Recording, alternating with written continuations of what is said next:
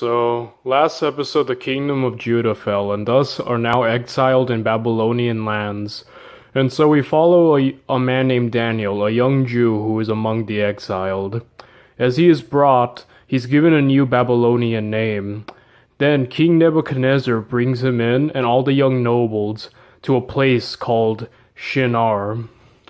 Daniel and his buddies refuse the Babylonian food to not defile themselves, and they even still continue to pray to God even though it's illegal.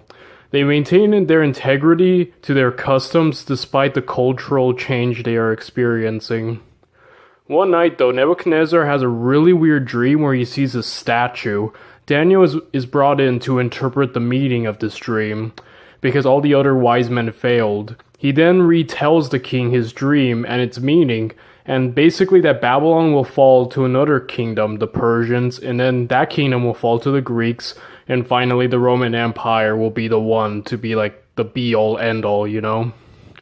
Nebuchadnezzar is pretty impressed and actually promotes Daniel to the head of all of his wise men. And things seem to be going well until one day Nebuchadnezzar forges an idol and he wants everyone to bow down to it.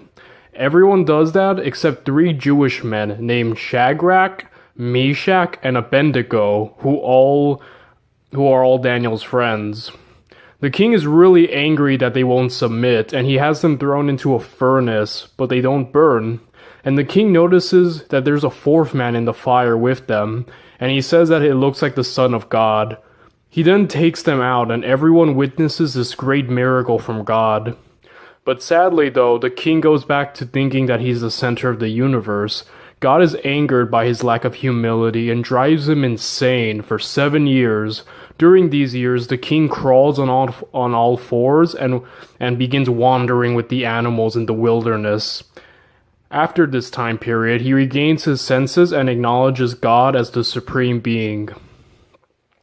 The king dies and is succeeded by his grandson named Belshazzar, who is kind of really bad. He's just kind of like a party animal and, it's not a good king. And during one of his parties, a hand disconnected from any body writes a message on the wall in Hebrew. Daniel interprets this and tells them that his kingdom is going to fall to the Persian Empire. And Belshazzar actually dies that very night, and the Persians are now in charge, no longer Babylon. So the new king is named Darius, and he actually really likes Daniel and he even favors him greatly, but the governors and officials are all jealous of Daniel and want him gone. So they trick Darius into making a law outlawing prayer at a certain time they know Daniel will be praying. They catch Daniel in the middle of his prayer, and then he is thrown into the lion's den to be devoured. But surprisingly, they don't eat him because God is protecting him. The next morning, they see Daniel is alive and the king is overjoyed. He then has his governors and officials thrown into there instead.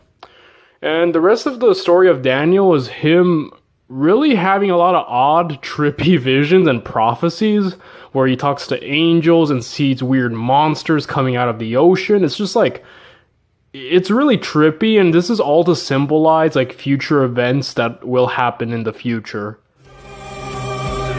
No.